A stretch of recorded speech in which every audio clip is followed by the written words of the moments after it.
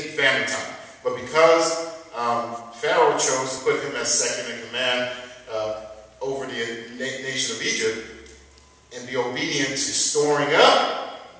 Remember what you read in Malachi? All right. If we put into God's storehouse, if we put that seed in and be obedient to that, and when that time of famine comes, he said he's going to rebuke the devourer for your name's sake. Okay? So he's already showing us here in this occurred long before Malachi. All right. But you see the parallel. God is consistent in his word. So he showed this promise through Joseph that, look, if you listen to my voice and do what God says, because that's what Pharaoh chose to do. He said, look, you're the only one that able to interpret this dream. And he trusted in the God that Joseph was following. Amen. So as a result, even though he wasn't a Hebrew, even though he wasn't following, his whole nation was blessed. His whole nation was taken care of because at the root of this thing was God, and he was being respectable and humble to follow it. And so many lives were saved. Now think about it. Now, also his family, okay, if you read later on, are coming up to Egypt now because they don't have anything either. Land dry, got nothing to eat. Right. So they came up to Egypt, and because he was put in that position, he was able to bless his entire family. That's right. So that goes to show you, if you hearken to his voice, obey his commandments, seek him out diligently, he's going to do what he said he's going to do. Amen. Moving right along. If you look at Genesis 41:38 through 41, look back here. And Pharaoh said unto his covenants, unto his servants, can we find such a one as this is man in whom the Spirit of God is? He's already acknowledging God. And Pharaoh said unto Joseph, and think about it, when you stand in integrity and the truth of God and really are operating according to his commandments, they're going to see the God in you. That's right. You wonder how to get promotion in your job? Stand up for Christ. Amen. Stand up for the things that he's commanded you to do. Okay? And he will. He will. And if somebody's blocking out, he will remove them, or you send you somewhere else that's going to pay you double, triple. Amen. Amen. More than what you ever think or imagine. Okay? I'm a witness to that. You know, you've got to really trust him. All right? So he goes on to say here, and Pharaoh said unto Joseph, for as much as God has showed thee all this, there is none so discreet and wise as thou art. Look at that. He's acknowledging the wisdom and the knowledge of God that's upon Joseph. Thou shalt be over my house, and according unto thy word shall all my people be ruled. Wow. There's the king. He's saying, look, whatever this guy say, do it.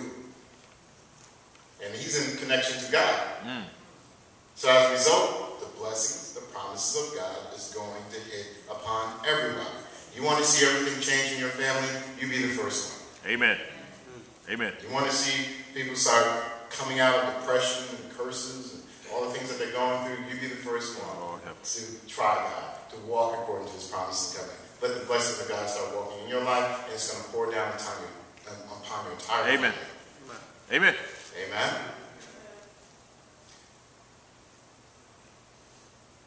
Okay, Genesis chapter 6, verse 13. What's my time? 10 minutes. Okay, thank you. All right, Genesis chapter 6, verse 13 to 15. And God said unto Noah, the end of all flesh is come before me, for the earth is filled with violence through them. And behold, I will destroy them with the earth.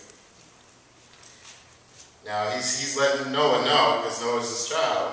Noah's in a relationship with him, and that's a key thing. It's not enough to be having a title Christian and oh, I believe in Jesus. But it's when he says seek him diligently, it means that you're in relationship with him. You are talking and walking and praying and just seeking this in relationship with him. That relationship is key to opening up the door for the promises. So, because Noah was in relationship with him, he warned him about what's going to happen. Okay? Some of us, when you're receiving and you're in prayer time, some of the mothers of the church tell you, when you're in prayer time, God be speaking to you saying, hey, John's in trouble. The Lord showed me, he told me he's in trouble. Amen. You don't have to help that boy. God will speak to you when you're in that prayer time, when you are seeking him. He will reveal things to you. Amen. To avert disaster. So he warned Noah here. And he said in verse 14, make thee an ark of gopher wood, broom shalt thou make in the ark, and shall pitch it without. He given them all these complete instructions on how to build the ark. Just like throughout his word, even when you refer back to Malachi, he's giving you complete instruction on how to bring economic and financial blessings into your life. Okay? But we got to follow what he says to obtain that. Now look at, oh, well, if I got to get the 10, bring the tithes now, I ain't going to get no 10%. I need my 100. I ain't giving up no.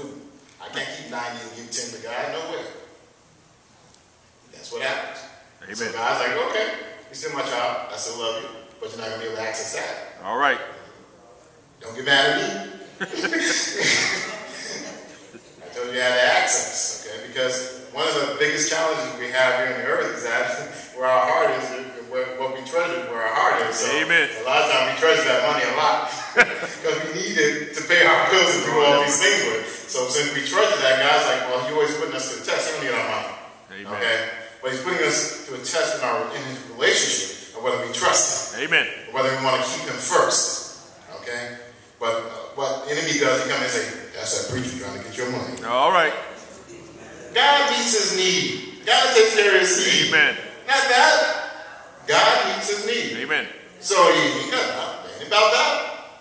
What it's about is my relationship with God. God's trying to test your heart, try your heart to see what's first. Amen. You or him.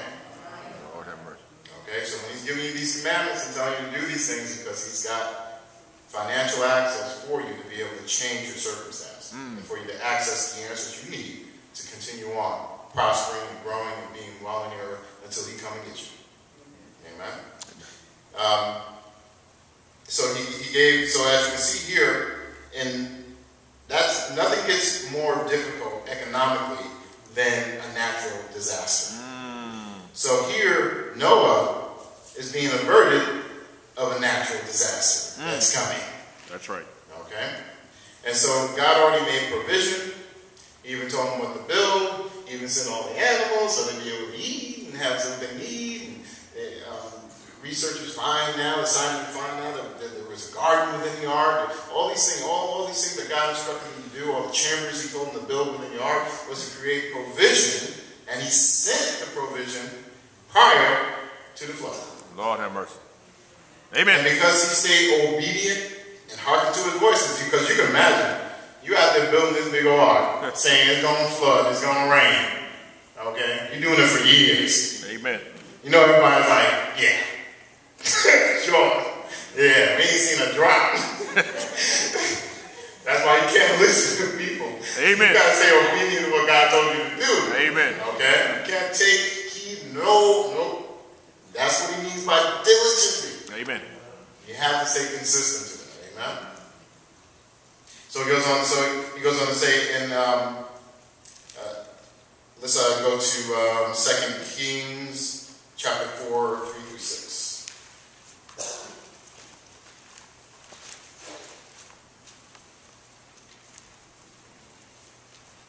Anybody get anything out of this today? Amen. Okay. Have a few. Now look, don't y'all be throwing no rocks and eggs and tomatoes at me here. Okay? I was asked to come.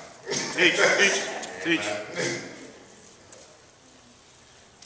2 Kings chapter 4, verses 3 through 6.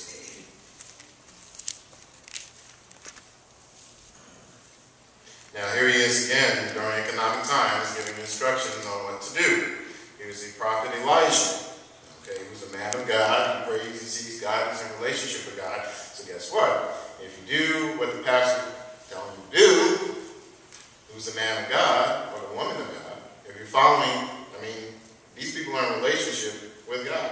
So if God is speaking through them, his word, always make sure you verify the word. Amen. His word, then you should act on it. Okay? Because when you do, you're going to receive that blessing. Amen. So Elijah is talking here to the widow. And if you look at the third verse, he gave her some instruction. Then he said, go, borrow thee vessels abroad of all thy neighbors, even empty vessels. Borrow not